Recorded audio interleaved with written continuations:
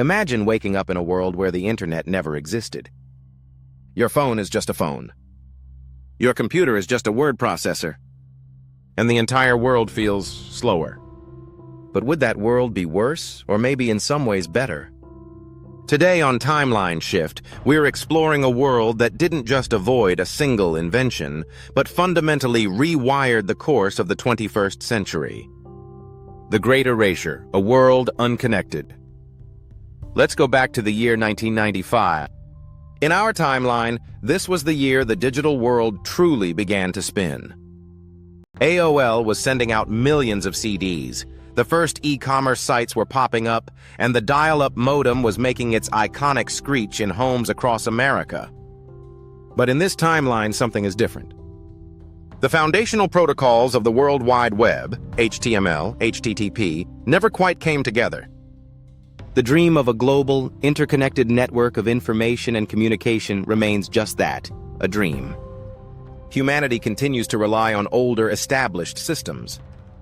Communication is now a meticulous, tangible process.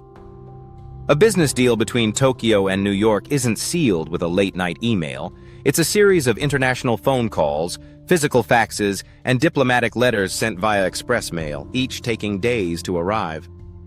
A family member living abroad can't be reached instantly. Instead, you send a letter or, for urgent matters, make an expensive international phone call that's scheduled weeks in advance. The anticipation of hearing a loved one's voice or receiving a handwritten letter is a central part of life, a feeling our world has largely forgotten. Without a global digital database, knowledge remains decentralized and physical. The library is not an antiquated building, it's the vibrant heart of a community. The Dewey Decimal System is not a historical artifact, but a living, breathing organizational tool. Students and researchers spend hours, days, even months sifting through microfiche, dusty archives, and heavy encyclopedias. A trip to the British Library or the Library of Congress is not just a research trip, it's a pilgrimage. Instead of a constant stream of breaking news alerts, information spreads through physical media, newspapers, magazines, radio, and television broadcasts. The 24-hour news cycle doesn't exist. News from a major event in another country might not reach you until the morning paper, giving editors and journalists time to fact-check and provide context. The news feels more deliberate, more curated, and in many ways more trustworthy. This slower pace isn't just about communication. It bleeds into every aspect of life. Shopping is a physical experience. You walk into a store, feel the fabric of a shirt, or haggle with a vendor. Travel requires printed maps, guidebooks, and a greater sense of adventure, as you can't simply pull up a review of every hotel or restaurant. The world is larger and feels more mysterious. The social fabric, bonds forged in the real world. The most profound change in a world without the internet is the impact on human connection. There is no Facebook, no Instagram, no TikTok. The entire concept of a digital identity doesn't exist. You can't scroll through a stranger's vacation photos or follow a celebrity's every move.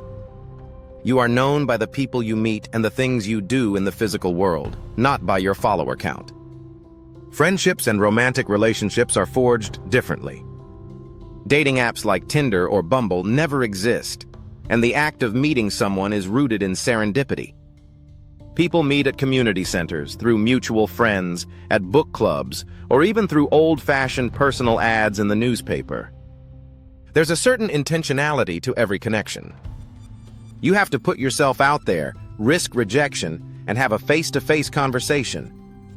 Without the endless distractions of online feeds, people spend their evenings not staring at screens, but in each other's homes. Dinner parties are more frequent. Game nights are a staple.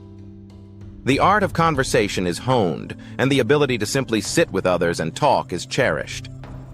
Local communities are tighter, bound by shared spaces and direct interaction. Neighbors know each other's names, and the community block party is an annual highlight. However, this world is not a utopia of connection. Loneliness for some might be even more isolating. For introverts, or those in remote areas, a physical lack of community can feel inescapable. There's no way to find a niche online group that shares your obscure hobby. Finding a support group for a rare medical condition or connecting with someone who understands your unique struggles is much harder. The absence of a global digital platform also has a devastating impact on social justice. Movements like Me Too or Black Lives Matter rely on the instantaneous global spread of information and solidarity. Without the internet, these conversations remain fractured and local. A victim of abuse in one city might not know that thousands of others are facing the same thing elsewhere. Activists struggle to organize beyond their local boundaries, and the voices of minorities and the marginalized are much more easily silenced by the powerful. Information control is easier for governments and corporations, and the ability of a single person to challenge the status quo is severely diminished. The world would be more silent, more fragmented, and far more unequal. The unwired economy, from click to brick. Without the internet, the global economy would look fundamentally different. The concept of e-commerce never takes hold. There is no Amazon, no eBay, no Alibaba. Shopping is an entirely local affair. Malls, department stores, and local markets remain the heart of global trade. Supply chains are slower, more dependent on physical logistics and paper trails. The entire consumer journey, from seeing an advertisement in a magazine to buying a product, is stretched out over days or weeks. The modern tech giants simply don't exist. There is no Jeff Bezos or Mark Zuckerberg. The richest people in the world are not software moguls, but rather industrialists, real estate magnates, and media tycoons who own newspaper empires and television networks. Their wealth is built on physical, tangible assets, not digital platforms. Banking and finance remain anchored in the physical world. Transactions are slower, often requiring a visit to a branch, a physical signature, or a wire transfer that takes days to clear. The frenetic pace of modern stock trading is non-existent. Traders on the floor of the New York Stock Exchange and other financial centers are the kings of their industry, shouting orders and relying on their gut instincts and physical presence. The world of finance feels more human and in some ways more risky. Globalization as we know it slows to a crawl. The rise of manufacturing giants like China is weaker without the instant communication and online logistics that power global supply chains. Economies feel more regional, less connected, and far less fast-paced. A factory owner in the United States might not see the need to outsource production to another country if the logistical and communication hurdles are too great.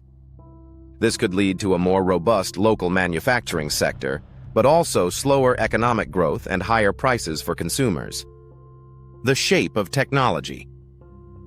Without the web, technology doesn't stop evolving in this timeline, but its direction is dramatically different. The concept of a smartphone as a single, all-in-one device connected to a global network is a sci-fi dream.